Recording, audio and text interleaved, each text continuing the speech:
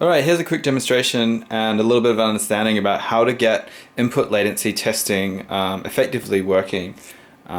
So this is more like a pretty low time investment way of calculating latency. It doesn't involve any coding. It doesn't involve anything too technical. It just involves spending some money on a couple 240 hertz monitors. And this is pretty crucial because at 60 hertz, we're not going to get the granularity of results that we need. We're talking about latencies far under 16.7 milliseconds. So it would be silly for us to try benchmark this on a 60 hertz monitor just because we wouldn't see the results. We would see the impact of 60 hertz more so than we would see the impact of the latency that Parsec generates. So I'm testing this on a local network, and all I have plugged into this local network is it's my standard local network. It's nothing too fancy. It's just a small Meraki Cisco switch, a server, and my client and my host PC. So nothing too fancy, but nothing too out of the regular for a home network. And so what I have here is the host machine on the left-hand side and the client machine on the right-hand side. Alrighty, and these devices plugged into machine over here. The big box, which you can barely see because it's pretty dark, is on the right-hand side. That's my host machine, and then on the left-hand side is a little HP box with a GPU output in there. And that's currently, that red cable comes up to a thing called a Makey, and this is kind of for kids. But the good thing about this little Makey box here is it allows us to kind of see exactly when a click signal was generated. So this is for kids who do like make music on bananas, kind of. That's what it's marketed it as. But we can use this because it's got a couple benefits. So it's pretty easy to generate a signal using this board. So it plugs into a computer directly via USB. And to generate a signal, it's got a clicker space and some arrow direction pads. And to generate a signal, you just need to basically you don't even need a wire to connect these two. You need to connect between earth and the pad that you want to connect. So if I press space, which in the game is a jump, it generates a little LED signal. And so you can kind of see that right down the bottom there's the LED generated, and I'm jumping. But we want to look at fire because that's the biggest impactful latency thing we care about, is how long does it take to fire a gun with Parsec. So I've got this connected to the client machine, and I've got a couple alligator clips plugged into it. Obviously the red one is connected to earth, and the white one is connected to the click pad, which is just a little pad. And these alligator clips run down to big, really basic.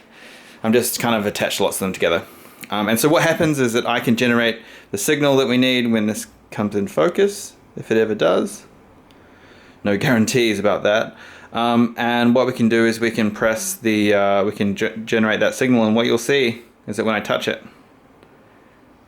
it shoots. Okay, cool. So it's pretty simplistic, but what this is doing is allowing me to measure. So I use an RX 100 V4 camera, and this has a 1000 FPS mode on PAL. So if you're on NTC, it's only 960 FPS, but on PAL region it's 1000, just due to our frame rate differences. So I figure, okay, one frame, that's 1 millisecond. So let me count between the LED illuminating on the Makey board and the first fire frame. So when a game gets a fire signal, it does an animation. It simply just starts the animation process, and the end result of that animation is the gun fires. So I wait for the first frame to change due to the animation. So in CS Source, which I have on screen, I just look for, there's a little change in horizon that'll happen. It'll kind of flick up and down as the gun starts to kind of pull back. Or this little light will have a little ghost effect. And so I wait for that. So what happens is that I generate the signal on the Makey. That travels through the client, gets sent via the network via Parsec to the host. The host obviously has to tell the engine, hey, time to shoot the gun, and the animation for the gunshot starts. And that gets encoded by Parsec and sent back across the network. And so the biggest benefit here is I'm running this on a 240 hertz monitor.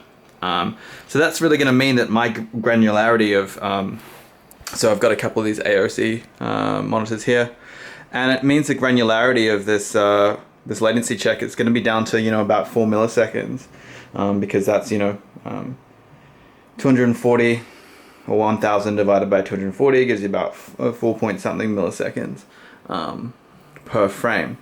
Okay, so I've got that, but I've also got VSync turned off, because you know that it's pretty obvious that VSync significantly impacts latency, because it means that until you're not going to see the consequences of your input, you're not going to see a visual display of that input until the next time the monitor requests a frame. So I've got it running, and it's VSync off, so the Parsec is receiving about 287-ish frames a second, 286, 87, and the game is actually sending that same amount. So it's going that way. So Parsec sending that whole stream over to the over to Parsec, which is over the local network. All right, and so when I click, I basically just wait for this LED to illuminate with the 1000 FPS camera, and then I just simply count the frames until I see some evidence of the first frame of animation on the client. Okay, so you'd also want to do this to get a benchmark by plugging the Makey into the host machine directly and just doing the test simply on the host machine only, and that would give you a good indication of what is the base latency between, you know, the game engine just, you know, on a local host machine, gaming machine, detecting that input. And I found that there's actually quite a big difference between the different USB ports on your computer, and you might find that, in fact, depending on the USB controller inside of that gaming PC or whatever PC you're using as a host, may introduce more latency than Parsec does, which is a bit of a mind bender. So you might find that you might need to experiment with some different USB ports on your host to find the lowest latency USB port. Obviously, because if some of the USB ports are connected not directly to the CPU but through a different chip in the motherboard, there's going to be some latency because of that. But yeah, so you can kind of then benchmark, okay, if the game, if you plug in directly into the host, and that takes about 60 milliseconds to see the first animation fire, then it takes about 23 or 20, you know, like 24 milliseconds on the Parsec client, then you know it's going to be about 8 milliseconds of latency, which kind of matches what we expect it to be. Sometimes I've noticed that actually there's some delays in the way that, so you'll send a signal through Parsec client, it'll appear on the host, but it will be another 10 milliseconds delayed, which is really weird. So, but the gap between the host registering that click and the Parsec registering that click are always around 8 milliseconds on this 240 hertz display. So I would expect, if we could ever get higher latency, also higher refresh rate monitors, we might see a reduction in input latency waiting, but I'm of the impression that it's about 6 to 8 milliseconds that our pipeline generates in latency, which is not too bad. That's not, you know, that's about half of the time it takes to generate a 60 millisecond frame or a 60 hertz frame. So, you know, that's pretty good, and it's not gonna make people think that this is adding unnecessary latency. You're not gonna, especially in a high like a WAN situation where you've got a high latency, this is not going to add so much onto it that it makes the experience terrible. So yeah, it's a cool little test. Doesn't take too much time to set up. Does cost a little bit of money. That I think that Makey is probably about $60, and these monitors are pretty expensive. These are the cheapest 240 monitors, 240 hertz monitors I could find. But you kind of also need a good GPU on each side to power these displays. It's, you know, so. It does take a little bit, but I had everything here, so it wasn't too much of a big thing to pull together. But yeah, hopefully this helps you figure out and test input latency with Parsec. Thank you. Bye-bye.